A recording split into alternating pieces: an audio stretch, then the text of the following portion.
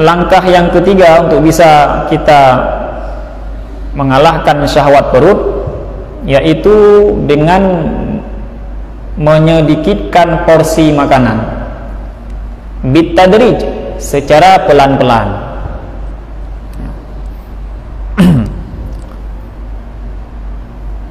Sehingga dijelaskan di sini ada 4 tingkatan manusia ketika menggunakan metode ini. Ada yang langsung kepada ukuran kiwam. Ukuran kiwam artinya sekedar bertahan hidup saja, langsung mengurangi porsi makanannya kepada porsi yang bisa bertahan hidup saja. Ada yang sedang-sedang, ada yang sangat bawah. Ini tergantung kemampuan kita manusia. Tapi yang dianjurkan oleh Imam Al-Ghazali ini tidak kita baca satu persatu, karena di sini dijelaskan menurut porsi orang Arab. Porsi orang Arab ada 1 mud setengah. 1 mud setengah itu adalah sekitar 10 on. 10 on beras. Kita kalau makan sehari berapa ons beras kita makan? Sehari 3 kali ya. 1 kali berapa ons beras? Nggak tahu kan? Nah, jadi makanya tidak kita rincikan di sini, karena di sini porsinya orang Arab. Tapi yang ingin kita sampaikan di sini adalah ketika kita ingin melakukan riyadhah, melatih diri untuk bisa mengalahkan syahwat perut, maka lakukanlah secara tadrij, pelan-pelan. Arti daripada pelan-pelan, kalau hari ini kita makan misalnya 20 ons, maka kurangilah esoknya kita makan 15 ons, dan seterusnya dan seterusnya. Ini teknis dalam mengalahkan syahwat perut. Jangan sampai secara langsung. Biasanya kita makan beras, nasi 1 hari 3 piring, tapi gara-gara membaca kitab ini langsung berubah kepada porsi setengah piring satu hari. Ini dapat membuat nafsu kita kronis nantinya. Jadi harus secara pelan-pelan. Begitulah para ulama mengajarkan kita dalam berhijrah. Ketika kita berhijrah pun harus secara pelan-pelan. Jangan sampai ketika kita dulunya kita orang yang maksiat, ketika berhijrah secara spontanitas langsung kepada tingkatan yang tinggi. Membaca sejarah Imam Asy-Syafi'i, beliau membaca Al-Quran kalau dalam bulan Ramadan sehari 60 juz, artinya sehari 2 kali khatam. Kalau di luar Ramadan, Imam Asy-Syafi'i baca Al-Quran 1 hari 30 juz. Itu memang rutinitas Imam Asy-Syafi'i. Dalam bulan Ramadan beliau khatam 1 hari 2 kali, di luar bulan Ramadan beliau khatam 1 hari sekali. Ketika kita membaca sejarah Imam Syafi'i seperti itu, kita langsung mengikuti beliau. Padahal dulunya nggak pernah baca Quran. Ini karena ketika hijrahnya mendadak, maka langsung baca Al-Quran sehari 30 juz. Esoknya nggak mau baca lagi Quran. Sudah terkejut nafsu kita. Jadi ketika kita berhijrah pun langsung nggak boleh langsung kepada tingkatan yang paling tinggi. Harus secara pelan-pelan, tadrid, pelan-pelan. 1 lembar, esoknya 2 lembar, esoknya lagi 3 lembar, esoknya lagi baru 1 juz.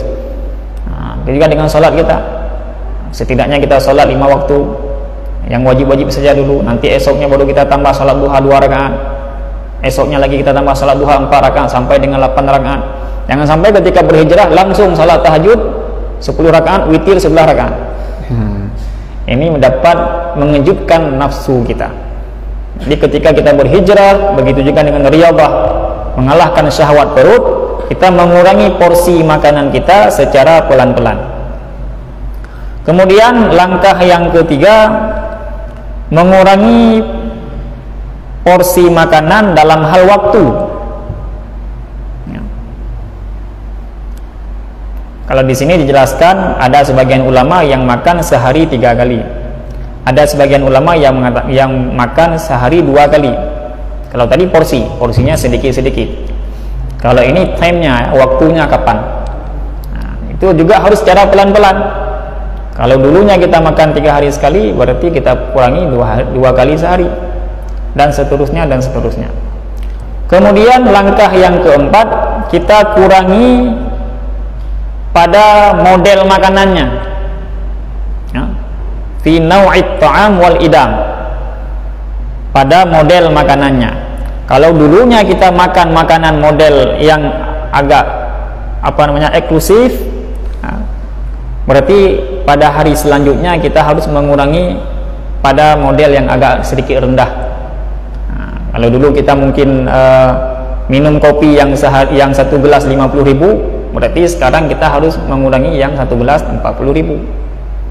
Nah, kalau dulunya kita makan makanan yang satu piring itu 20.000, berarti sekarang kita harus menguranginya satu piring yang harganya 15.000 ataupun yang serba 5.000. Itu maksudnya. Sehingga dikatakan oleh para ulama, wa man dama 'alal a'la tatarabba nafsuhu bin na'im. Barang siapa yang sudah terbiasa dengan model yang mewah, tatarabba nafsuhu bin na'im, maka nafsu tersebut akan manja dengan model yang mewah, sehingga dia agak sulit kita ajak untuk kepada model yang rendah, karena sudah terbiasa dengan model yang mewah. Fata'nisu bid dunya, maka dia manja dengan dunia. Wa ta'liful lazzat, dan terbiasa dengan kelezatan.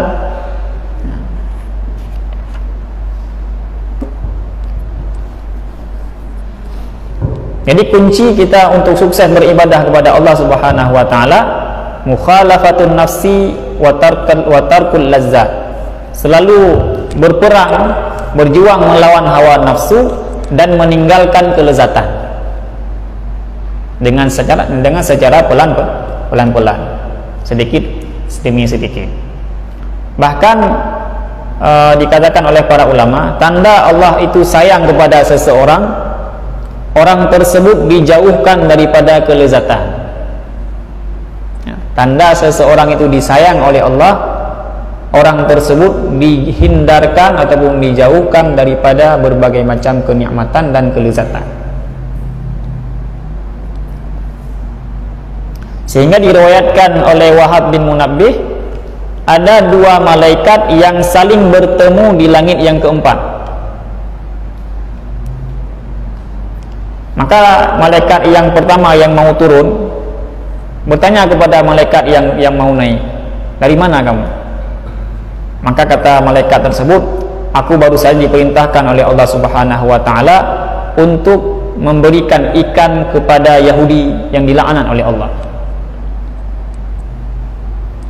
Kemudian malaikat yang kedua juga bertanya, kamu dari mana?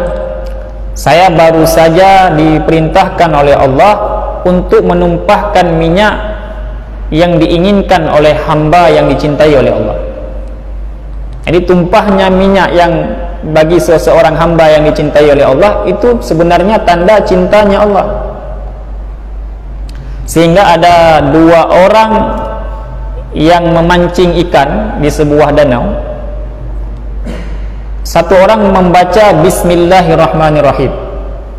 Ini diriwayatkan dalam kitab Mukashafatul Qulub. Satu orang lagi membaca Bismi Syaitan. Anehnya orang yang membaca Bismillah nggak dapat ikan. Adapun orang yang membaca Bismi Syaitan dapat ikan. Maka Nabi yang berada pada zaman itu bertanya kepada Allah, ya Allah, ma hadza, kenapa ini?